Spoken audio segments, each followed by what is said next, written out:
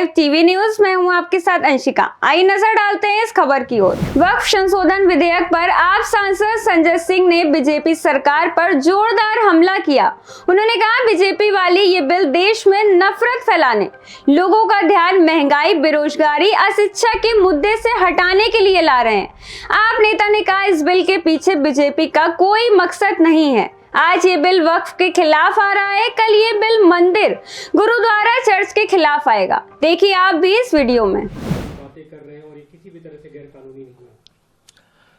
देखिए, पूरे देश को भारतीय जनता पार्टी के इस दोहरे चरित्र और धोखे के बारे में जानना चाहिए।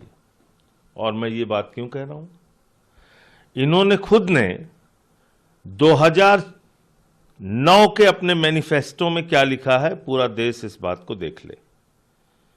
2009 के मैनिफेस्टो में बीजेपी ने खुद से लिखा है कि वो के रहमान कमेटी की रिपोर्ट को लागू करेंगे, उनकी रिकमेंडेशंस को लागू करेंगे। 2013 में जब बिल आया था, रहमान कमेटी के रिकमेंडेशन के बाद जब बिल आया था, तो उस बिल को भी, ये देखिए आप, वक्फ प्रॉपर्टीज के ऊपर 2009 का मैनिफेस्टो है बीजेपी का, जिसमें ये रहमान कमेटी के रिकमेंडेशंस को लागू करने की बात कह रहे हैं। ये इनका दोहरा चरित्र नहीं है। और उसी रहमान कमेटी के रिपोर्ट के आधार पे अमेंडमेंट आया पार्लियामेंट में।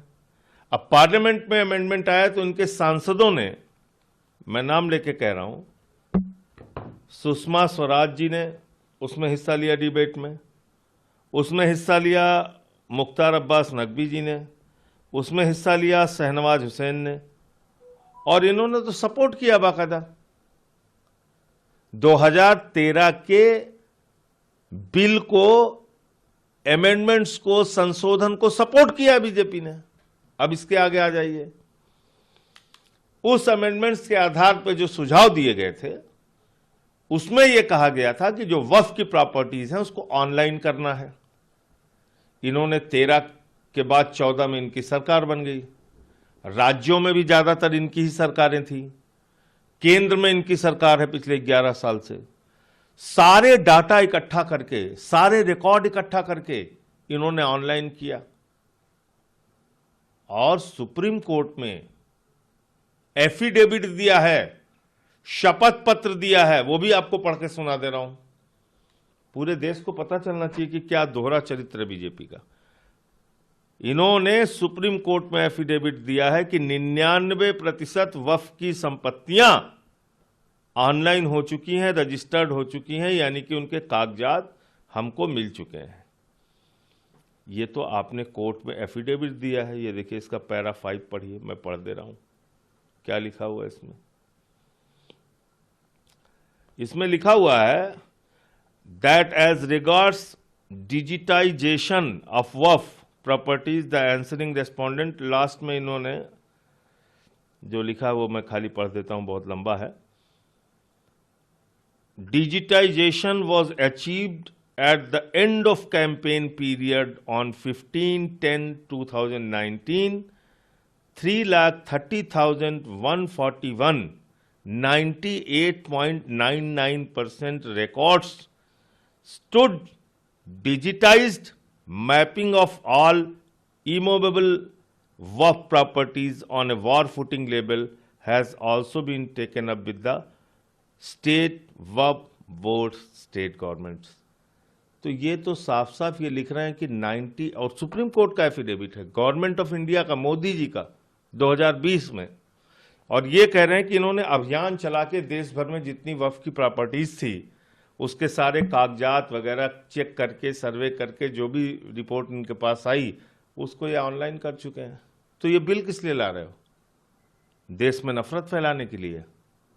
लोगों का ध्यान बेरोजगारी से, अशिक्षा से, महंगाई से, डॉलर की मजबूती और रुपए की गिरती कीमत से हटाने के लिए, एमएसपी की गारंटी के मुद्दे से हटाने के लिए किस लिए ला रहे हैं आप ये कानून? आपने तो खुद 2009 के मैनिफेस्टो में कहा कि आप रहमान कमेटी की रिपोर्ट लागू करेंगे। आपने खुद ने 2013 में इस बिल का समर्थन किया है, अमेंडमेंट्स का, जो रहमान कमेटी की रिपोर्ट के आधार पे संशोधन लाए गए थे पार्लियामेंट में, खुद ने, बीजेपी ने सपोर्ट किया है। किरण रिजिजू वही कह रहे फिर 10 साल तक आपकी सरकारें रहीं, राज्यों में आपकी सरकार 11 साल से है। आपने आपकी राज्य सरकारों की रिपोर्ट के आधार पे आपने सब उसको वामसी पोर्टल पे ऑनलाइन किया, आपने सुप्रीम कोर्ट में एफिडेविट दिया, तो ये कानून क्यों ला रहे हो भाई? किरण रिजिजू कह रहे हैं कि सभी प्रोविजन पहले आप तो खुद कह रहे हो कि सारे नियम, सारी जमीनें आपने नियमानुसार नियमित कर दिया है और उसको पोर्टल पे डाल दिया, ऑनलाइन कर दिया। अब क्या बचा हुआ है? केंद्रीय मंत्री किरण रिजिजू वही कह रहे हैं कि सारे प्रोविजन पहले से जो रजिस्ट्री, ये देश में नफरत फैलाने के लिए ये बिल लाया जा रहा है, झगड़ा कराने के लिए। इस बिल के पीछे बीजेपी का कोई मकसद नहीं है इस देश के नौजवान बेरोजगारों को गली गली मोहल्ले मोहल्ले झगड़ा कराने में लगाना, इसलिए ये बिल लेके आ रहे हैं। और एक बात और जान लेना कि आज ये बिल वक्फ के खिलाफ आ रहा है, कल को ये बिल मंदिर के खिलाफ आएगा, कल को ये बिल गुरुद्वारे के खिलाफ आएगा, कल को ये बिल चर्चेज के खिलाफ आएगा, और सारी धार्मिक संपत्तियों को कब्जा करके अपने दोस्तों को देने का काम, अपने पूंजीपति मित्रों को देने का काम नरेंद्र मोदी जी करेंगे। इसलिए इसका सपोर्ट किसी भी धर्म को मानने वाले व्यक्ति को नहीं करना चाहिए। धारा 25 और 26 इस देश के संविधान की हमें अधिकार देती है कि हम अपनी धार्मिक संपत्तियों का प्रबंधन उस अपनी मान्यताओं के अनुरूप कर सकें। आपने चर्च की बात इस खबर में बस इतना ही। ऐसी और खबरों के लिए देखते रहें सच का साथी लाइव टीवी न्यूज।